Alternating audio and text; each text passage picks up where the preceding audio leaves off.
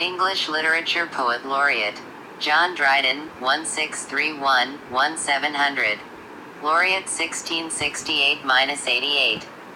Appointed in 1668 by King Charles II, who gave John Dryden a formal royal warrant that awarded him the official titles of Poet Laureate and Historiographer Royal. This role continued under King James II. As a powerful satirist, Dryden was a strong advocate and spokesman for his monarch, and the best poet, dramatist, translator and critic of the age, Levin in verses of the Poets Laureate. In 1689, sacked or fired by William III for failing to take an oath of allegiance. Thomas Shadwell, 1643-1692. Laureate 1689-92. The successful dramatist Thomas Shadwell was chosen in large part because he was a Protestant Whig, essential to replace the Catholic Dryden, met an inglorious end in 1693. A weak poet, a heavy drinker, and an opium user, Shadwell died from an overdose of opium, which he took in part to relieve his gout. He was said to have found the laureateship unimportant. Disrespected by John Dryden, among others, for his poetry as well as for his politics. Shadwell wrote a yearly ode on the monarch's birthday, and introduced the tradition of writing a New Year ode. His odes are crashingly uninspired and mechanistic, as if written by an unusually dim-witted computer program. Nahum Tate 1652-1715. Laureate 1692-1715. Born in Dublin, Tate was awarded the Poet Laureate position, and its £100 per year, but the post of Historiographer Royal, and its annual £200 became a separate assignment. Tate is most known today for his authorship of the widely loved Christmas Carol, While Shepherds Watched Their Flocks by Night. He is notorious for his creative revision of Shakespeare's tragedy King Lear, giving it a happy ending. In response to public events, Tate wrote poems for victories against the French, 1704, the active union between the parliaments of England and Scotland, 1707, and the signing of the Peace of Utrecht with France, 1713. Nicholas Rowe, 1674-1718. Laureate 1715-18. Nicholas Rowe was celebrated as a dramatist rather than as a poet. The Poet Laureate's role was now general praise of the sovereign, rather than political and historical. In addition to the annual New Year ode, the laureate acquired the duty of writing a birthday ode to the monarch, a practice which was to last over 100 years. Lawrence Eusden, 1688-1730. Laureate 1718-30. Eusden never published a book of poetry. His work is mediocre. Colley Cibber, 1671-1757. Laureate 1730-57. The poetry of dramatist Colley Cibber was conscientious but not inspired.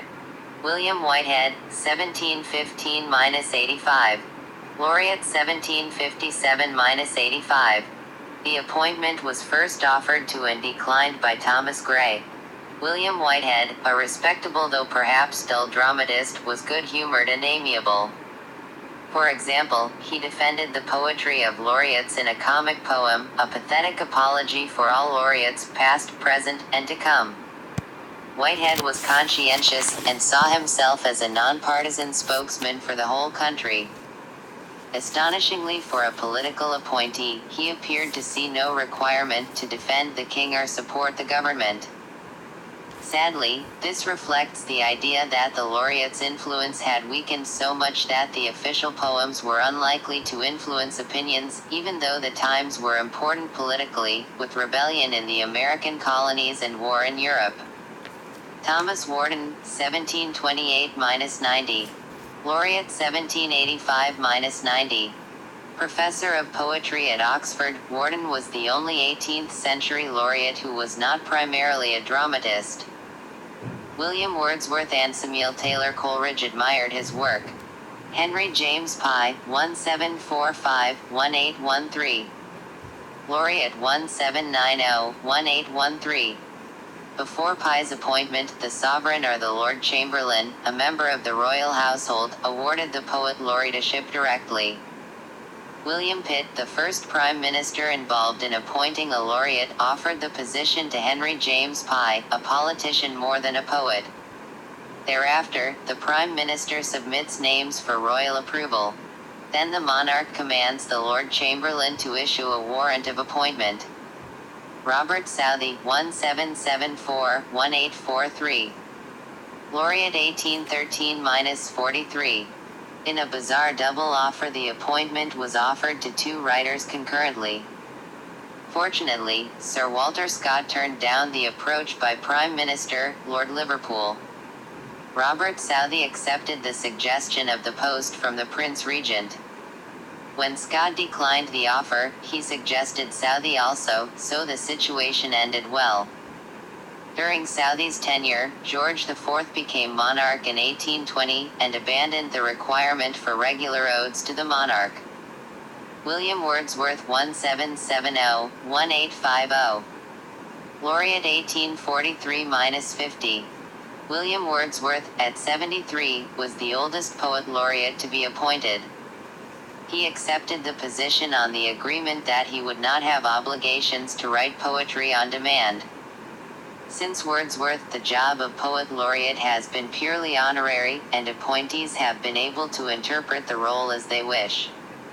Alfred, Lord Tennyson, 1809-92. Laureate 1850-92.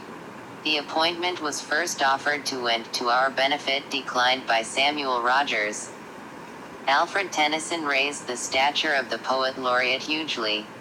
His laureate poems include The Charge of the Light Brigade, the suicidal charge by the Light Brigade down a valley at Balaclava during the Crimean War. Tennyson's death was mourned publicly by millions. In respect, no appointment was made to the post of Poet Laureate for 4 years. Alfred Austin, 1835-1913. Laureate 1896-1913. A pompous man, least successful of the Poets Laureate. Robert Bridges, 1844-1930. Laureate 1913-30. Uninterested in fame and praise, Bridges wrote little and destroyed his papers before his death. John Masefield, 1878-1967. Laureate 1930-67. Born in Ledbury, Herefordshire, England, Masefield apprenticed to be a merchant marine officer. While training, he became ill in Chile, returned to England, then worked in factories and bars in the United States. In 1897 he returned to England, working on newspapers and his own writing, poems, stories, and plays. Masefield published his first volume of poems in 1902. He served during World War I in the Red Cross in France and on a hospital ship at Gallipoli. His simple and moving poems include the famous Sea Fever. Cecil Day Lewis, 1904-72. Laureate 1968-72. Anglo-Irish Cecil Day Lewis was a poet, critic, and educator who enjoyed the honor of being the Poet Laureate. A student at Oxford with Auden. A committed communist though naive politically. High poetry are often romantic and melancholy. Also he wrote detective stories, using the pseudonym Nicholas Blake. Sir John Benjamin, 1906-84. Laureate 1972-84.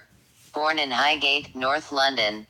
Sir John Benjamin wrote humorous and accessible poetry.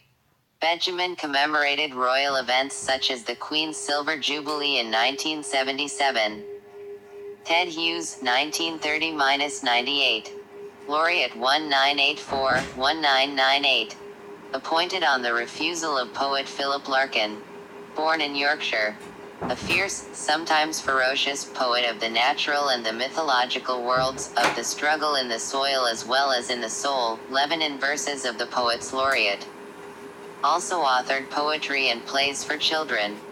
Despite the no obligations clause, Hughes did write in commemoration of royal events, such as the christening of Prince Henry of Wales in 1985. Andrew Motion, 1952 present. Laureate 1999-2012. Andrew Mo